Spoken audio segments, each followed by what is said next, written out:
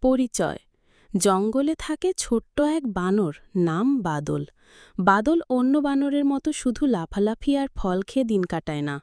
তার অভ্যাস নতুন কিছু কিভাবে হয় সেটার শিখে দেখা। অদ্ভুত দৃশ্য। একদিন বাদল দেখে নদীর ধারে কিছু মানুষ সেতু বানাচ্ছে। মানুষগুলো বাঁশ দড়ি দিয়ে কাজ করছে। বাদল চুপচাপ বসে সব কিছু খেয়াল করে। বানর বাদলের পরিকল্পনা। অন্য বানরেরা খেলায় ব্যস্ত। বাদল ভাবে, আমিও একটা সেতু বানাব। বানর বাদল সিদ্ধান্ত নেয় নিজের গাছ থেকে নদীর ওপারে ছোট্ট সেতু করবে। বানর বাদল রাতের অভিযান।